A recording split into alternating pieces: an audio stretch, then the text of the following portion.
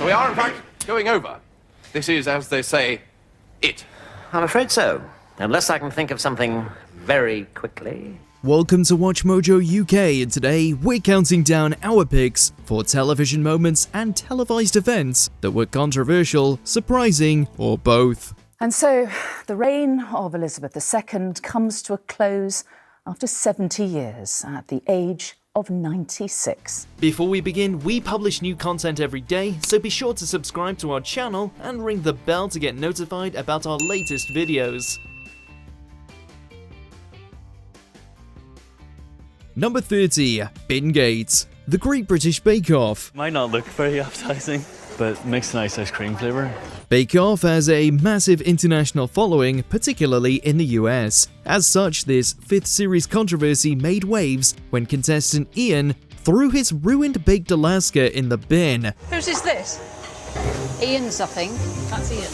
When the editing seemed to show that fellow baker Diana Beard was responsible, the internet was set alight, with people accusing her of sabotaging him since he left the tent that week. But it said that the reason he left was because of his reaction, chucking the ice cream away rather than trying to salvage it at all, despite the advice of Mel and Sue. Where's my ice cream?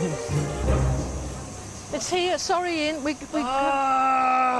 It got hundreds of Ofcom complaints because of this, though additional footage has apparently exonerated Diana completely. No. Ian, you have to present. Number 29. The End of Television. This morning, the British ambassador in Berlin handed the German government a final note. For over 6 years in the mid-20th century, the BBC went dark and stopped broadcasting television. Why? Because there were worries that the television broadcasts might have helped German bombers find the capital during blackouts. Yes, throughout the Second World War, the BBC only broadcast radio. While very few people will be alive today to remember this, and even fewer of those people will have even had a TV to notice since there were very few in the late 1930s, the idea of the BBC turning off for years is chilling. I have to tell you now that no such undertaking has been received, and that consequently this country is at war with Germany. It actually didn't return until June 1946, over a year after Germany's surrender and 9 months after Japan's. Many who would have worked for the corporation instead spent the war working on radar equipment. One couldn't really grasp the reality in the same way as when someone close to you has died, you don't really grasp it immediately. Number 28. The Truth About H. Line of Duty. Come off it. No way. This can't be right. Like Bake Off, Line of Duty has also snagged an international following, with fans in the US, Canada, and Australia. So it wasn't just Brits being disappointed by the final H reveal in Series 6, though with a Series 7 in the works, maybe the H twist will one day be rescinded. If this is right, it's been under our noses from the very beginning. I mean, for God's sake, what does this make us look like? Until then, we're stuck with the devastating Ian Buckles reveal, with AC-12's top coppers finally catching Buckles, the organised crime group's inside man, because he doesn't know how to spell definitely. Mercurio intended the finale to show that incompetence can lead to corruption just as serious as malice, but the ending still fell flat for everybody watching. Ian Buckles, you do not have to say anything, but it may harm your defence if you do not mention and question something you later rely on in court. Number 27, Ratgate. I'm a celebrity, get me out of here. I'm gonna have a rat tonight. I'm not even kidding. I mean, we can put it on a little twig and just Roast it. roast it.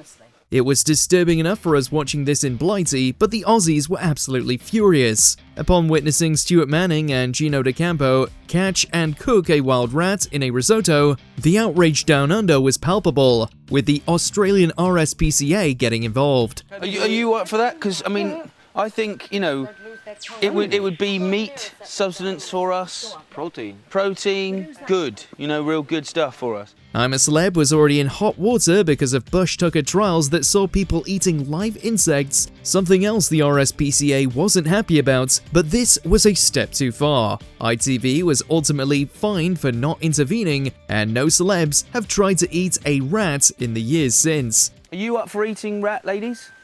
No.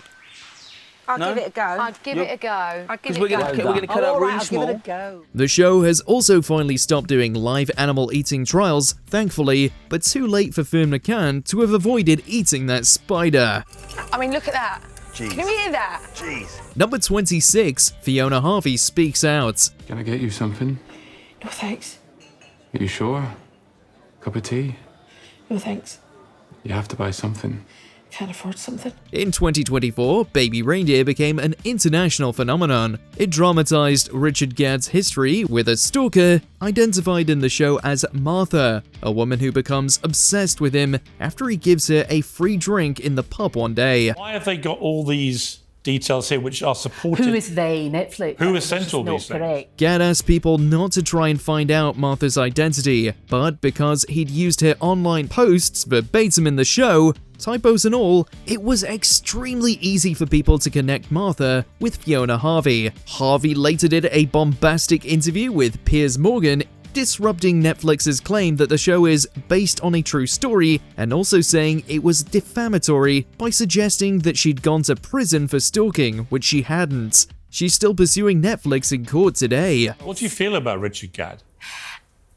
I think he's psychotic. Number 25, Jimmy Savile, a British horror story. As a child, you just thought this guy can make things happen. In 2022, over 10 years after the full scope of Jimmy Savile's crimes became public knowledge and Operation U-Tree was launched, Netflix made a documentary about him. Subsequently, people beyond the UK were now exposed to the horrors of Jimmy Savile for the first time, having to learn who he was, what he'd done, and how the BBC and other institutions had seemingly covered it up. He knew everybody. Well, I thank you for everything you do for every good cause. There was renewed international interest in Savile and his crimes because of this. The scandal went all the way to the top, with Savile often invited to have Christmas at Chequers with Margaret Thatcher and her children while she was Prime Minister in the 80s. Let me tell you, you really are missing something. In fact, you're missing everything.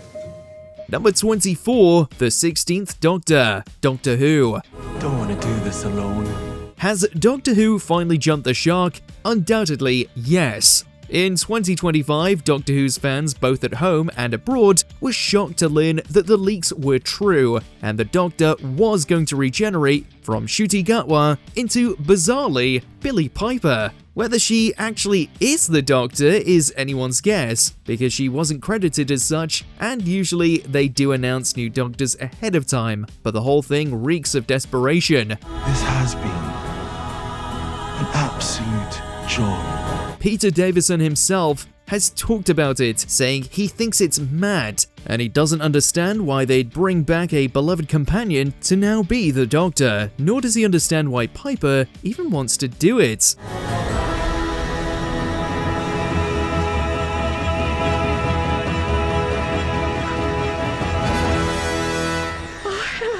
Number 23, The Death of Steve Diamond, The Jeremy Kyle Show.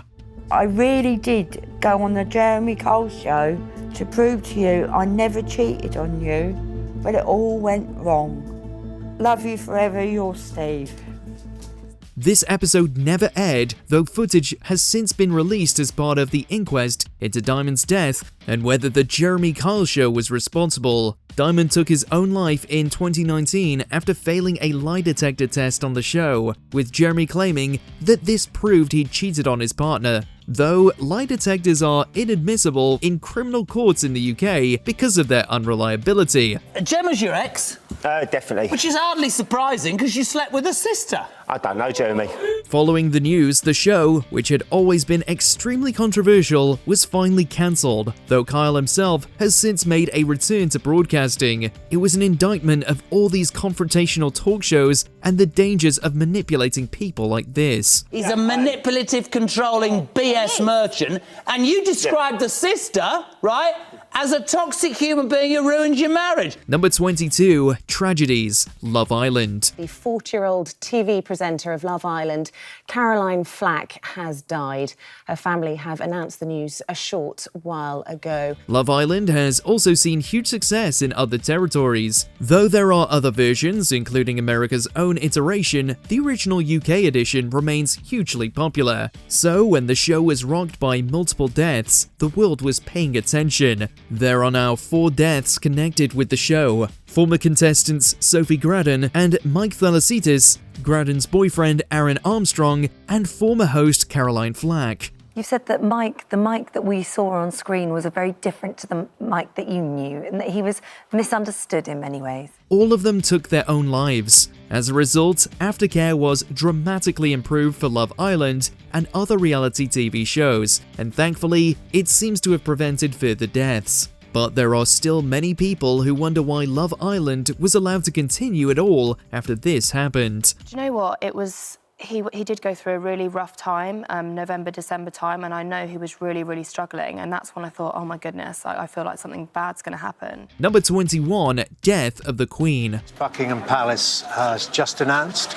that Her Majesty Queen Elizabeth II has died. This isn't strictly speaking a television moment, but almost certainly you watched the news break on TV. Following a midday announcement in the House of Commons, with then PM Liz Truss, along with opposition leaders, passed a note that said the Queen's health was deteriorating, there was round-the-clock news coverage. And I'm afraid to say in the last few moments, the following statement has been released.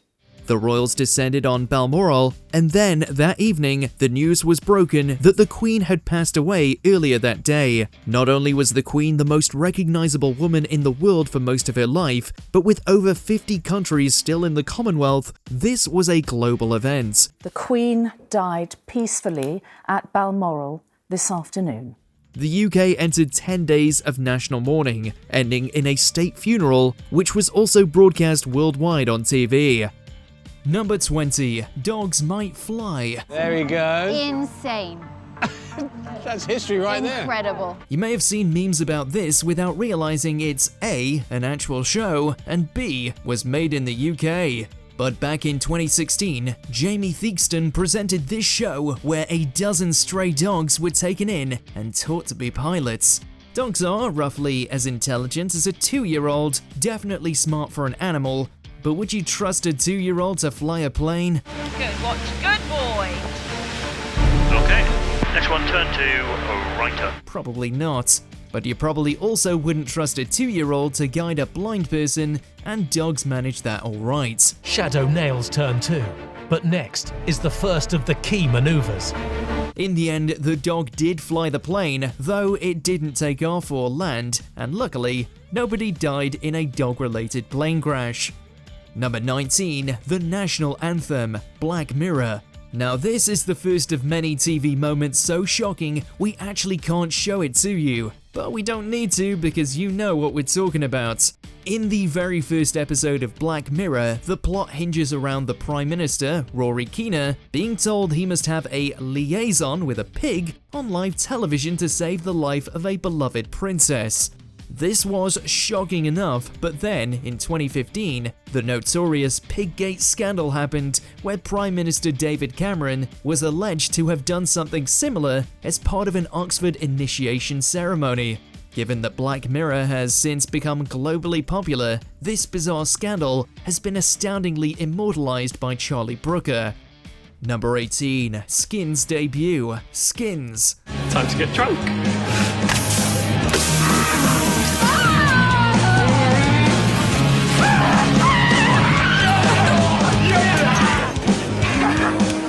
Your turn. For all of Skins' controversies, at least it only ever featured humans sleeping with other humans, even if they were teenagers at the time and not with any pigs.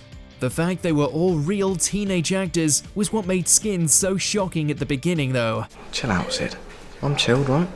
Why are you so chilled? Because I'm confident and relaxed with my ability to improvise. Here were real kids, some only 16 years old, doing things on TV that most people in the country couldn't think of, with some speaking out since about the toll it took on them. I'm afraid you can't take your exams here. Are you saying I'm being expelled? I prefer the term no longer permanently affiliated. Why? It's less discouraging. It was massively controversial, but a global phenomenon, even getting a terrible US remake, with newspapers up in arms about teens apparently having skins parties to recreate the hedonism of the show. Number 17, Phillip Schofield's resignation. Firstly, are you okay? I hope so. Feels very strange indeed sitting here without Phil. This didn't happen on TV, but it was the result of numerous scandals, and it focused on one of the UK's top-paid television stars. In a statement, Mr. Schofield said he had lied about the relationship to ITV as well as his agents, lawyers and family. In 2023, Phillip Schofield announced he was resigning from This Morning after decades in the job, and then there were further revelations about him having an affair with a much younger male colleague. You, me and all of us at This Morning gave our love and support to someone who was not telling the truth. Everyone from Elton John to Jeremy Clarkson made public comments about the scandal, and ITV's CEO was brought before MPs. Though Schofield isn't well known beyond Blighty, the scandal got so intense that other countries couldn't help but wonder what all the fuss was about. The New York Times and Vogue even wrote about it. The relationship, he says, was unwise but not illegal. It is now over. Number 16, Jerry Springer, The Opera. As this was a British musical tackling a distinctly American subject matter, it was a little surprising that this took off at all. Maybe a Jeremy Kyle musical would have made more sense. Bring upon the clan. Regardless, Jerry Springer, The Opera, written by comedian Stuart Lee, was a landmark event in British TV owing to BBC Two's decision to broadcast it. They landed over 50,000 Ofcom complaints, making it one of the most complained about broadcasts in British history.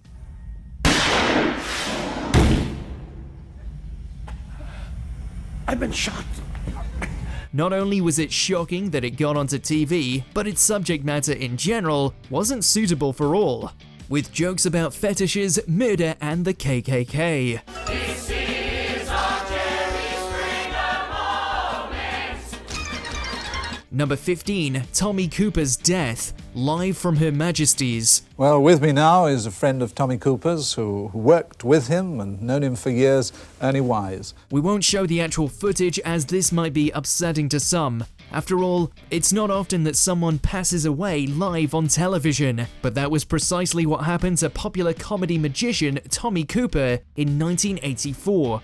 Cooper had a heart attack in front of the studio audience and the entire nation watching at home, with everyone believing it was part of his act when he collapsed. You were watching last night too, Ernie? Yes, I was watching the show last night and thoroughly enjoying it. Efforts to revive him behind the scenes were unsuccessful, and the show went on. And then gradually I thought, well, he's not moving, and I thought, well, there must be something wrong. However, some of his contemporaries said that if Tommy had to go, he would have wanted to go out while still making people laugh, which is certainly what happened.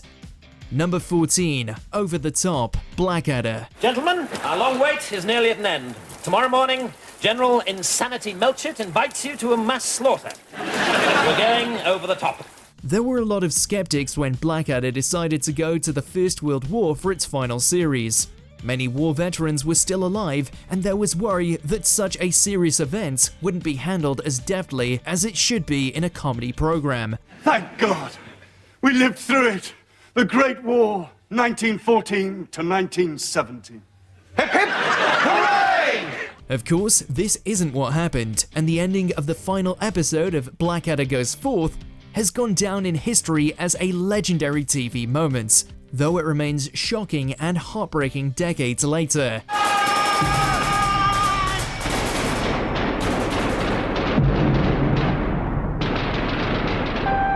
The main characters are all ordered to leave their trench and go over the top, charging the German lines and likely dying in the process. Then the screen slowly fades to poppy fields. Number 13, Prince Andrew Tells All, Newsnight. Until this fateful interview in 2019, it's possible most people in the UK didn't really care about Prince Andrew, the Queen's second son, let alone the rest of the world. Taken Beatrice to a Pizza Express in Woking for a party. The interview was conducted to clear up Andrew's involvement in the Jeffrey Epstein scandal after allegations made against him by one of Epstein's victims. There's a slight problem with the sweating because I have a peculiar medical condition, which is that I don't sweat. Despite Andrew reportedly thinking he came across very well, when the interview went out on Newsnight, it was a disaster. Because she was very specific. She described the dance that you had together in Tramp. She described meeting you. She was a 17-year-old girl. He claimed he'd been at Pizza Express at the time of the incident and that her testimony must be false as he was unable to sweat. Now disgraced, Andrew has been kept away from the public life ever since. She provided a photo of the two of you together. Yes. Your arm was around her waist. Yes. Number 12, naked attraction. As a mother of teenage daughters, I'm actually really concerned about the message this programme is sending out. It's not necessarily a single moment, but more the entire existence of naked attraction, which still baffles Brits and non-Brits alike. If you've ever had to explain the concept of naked attraction to somebody who hasn't seen it, they'll be mind blown that this is allowed to be on television at all. How did you find the experience, Rob? Yeah, I found it quite good. I felt like, because of my body, like more like because I was quite body conscious about myself.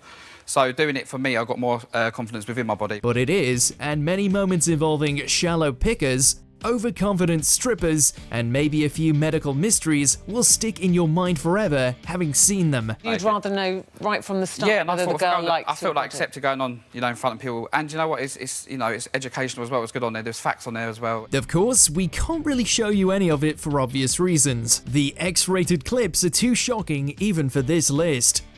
Number 11, 0 points on Eurovision. Eurovision Song Contest 2003.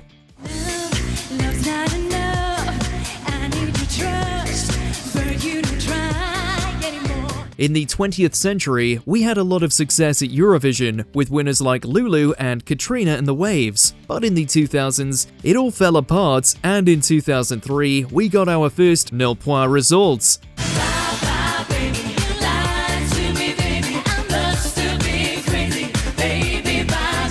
Pop duo Gemini went out there with a malfunctioning backing track that meant they were woefully out of tune and ended up going home with a big stinking 0.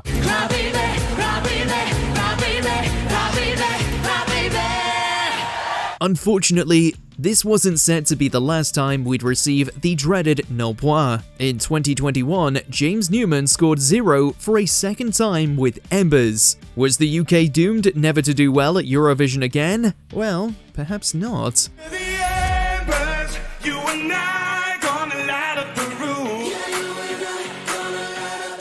Number 10, Sharon Osbourne throws water at Louis Walsh. The X Factor. I think they've got great voices, but this song, it was a lazy choice, Simon. I don't know why you... While giving his verdict on the song choice in one X Factor performance, Louis got Sharon laughing, and by the time it was her turn to talk, she hadn't stopped. This prompted a contentious joke from Walsh about whether she'd been borrowing any of Ozzy Osbourne's substances of choice, which Sharon didn't take kindly to. Taking Ozzy's drugs? I need drugs! He's like, don't you bring my husband, Louis! It was clearly all in good fun, and nobody was actually offended, but she still doused Louis in 2 full glasses of water for good measure in front of a cheering audience.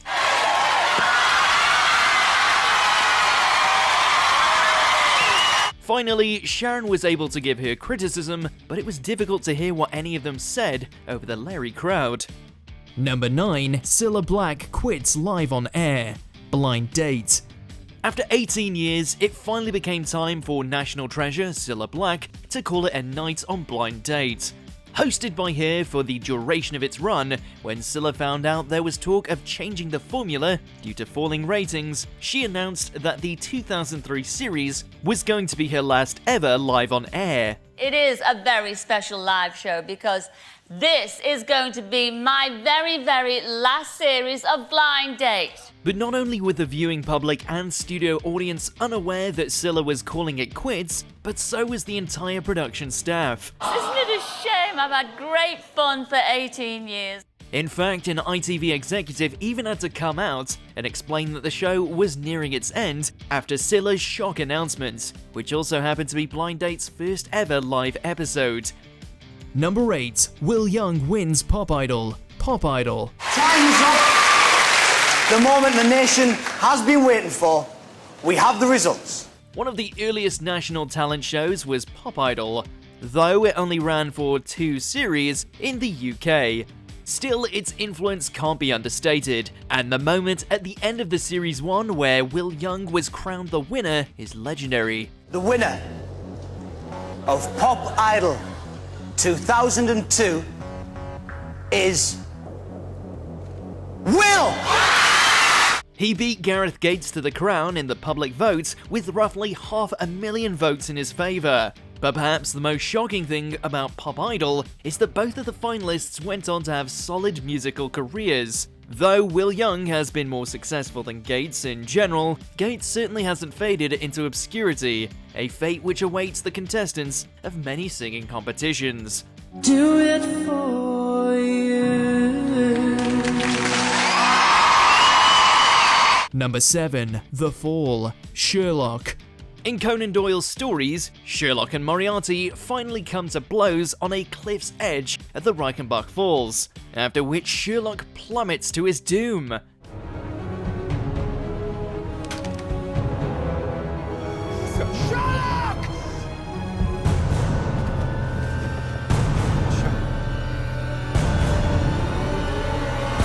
A similar thing happened in the Series 2 finale of Sherlock, where Sherlock jumps, seemingly to his death, from the top of St. Bart's Hospital.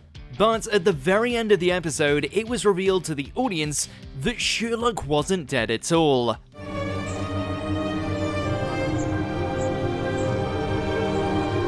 It was so shocking that years of international fan speculation took over the internet. Theories about how Sherlock survived became inescapable. Old friend. No, look, seriously, could you just... Interesting thing, a tuxedo. And then, after all that, another shock followed. Stephen Moffat opted to never explain what happened and openly mocked the viewers who cared so much. Number 6. Katie Price and Peter Andre. I'm a celebrity, get me out of here. History was made in 2004 when glamour model Katie Price, still going by Jordan at the time, met superstar Peter Andre. You can see you're physically attracted to her. You definitely want a piece of cake. Viewers were quick to notice the flirting and chemistry, which led to a 5-year relationship between Price and Andre, who ended up having kids together. Katie Price remains one of the most famous people in the UK, love her or hate her, while Andre is globally recognisable. It's all good. I just got to chat to you. I've got to chat to you today and then... But seeing their romance develop in real time on the daily episodes of I'm a Celeb was a surreal experience for the British public, to say the least. With the show still in its early days, it definitely wasn't what anybody expected. I have to in here because of you know why. Number 5. Sam Ryder, Eurovision Song Contest 2022. We already saw the UK's pitiful 2003 and 2021 entries, but perhaps more shocking was our 2022 performance, where we very nearly won. If I was an astronaut, I'd be floating in midair. Sam Ryder entered with Spaceman, and finally, Eurovision success was within our grasp. We came second after the public vote's massive outpouring of support for Ukraine, and the following year, Eurovision came to Liverpool.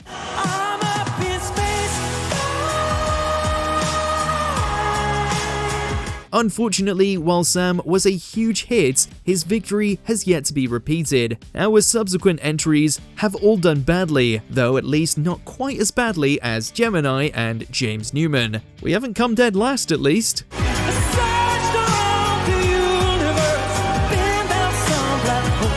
Number 4, Piers Morgan quits.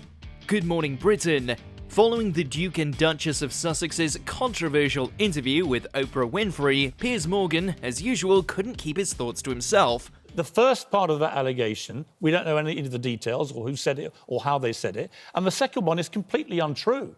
Meghan just got it wrong. But apparently the public was outraged when Piers took issue with Meghan Markle, saying she'd experienced severe mental health difficulties during her time as a senior member of the royal family, which he said he didn't believe. He was called out for this by weatherman Alex Beresford live on air, but after some criticism from Beresford, Piers stormed out of the studio. OK, I'm done with this. No. Sorry, no. Sorry. So, do you know what? That's pathetic. You can track him, maybe, not my No. See you later. I'm being...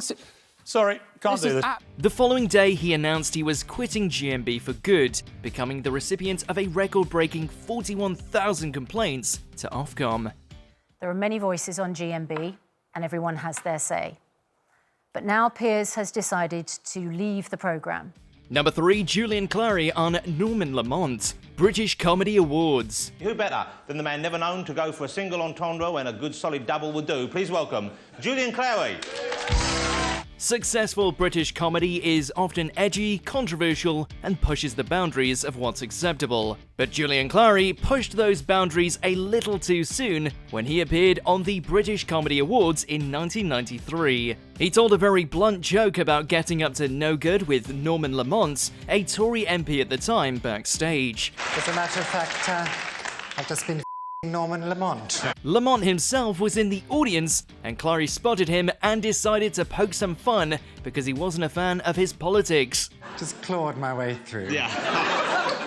Are we still on? Though the joke went down a storm with the other comics and actors in the room, it caught the ire of the tabloids, and he soon found his career floundering as a result. Number 2, Susan Boyle, Britain's Got Talent. And how old are you, Susan? I am 47. When Susan Boyle walked onto the stage on Britain's Got Talent, nobody expected her to give arguably the most iconic performance on any British talent show in history. I dreamed a dream in time gone by. It was clear that, because of her overconfidence in her own abilities and unassuming appearance, the audience, judges, and even Anton Deck thought she was going to give an embarrassing audition. But of course, it turned out she wasn't overconfident at all, because she was incredibly talented. Giving a fantastic rendition of I Dreamed a Dream from Les Mis, jaws dropped and tears flowed across the nation. I had a dream like so different from this hell I'm living. Even Simon had nothing but praise for Subo, who's gone on to have a wildly successful singing career. Number 1, Princess Diana interviewed, Panorama.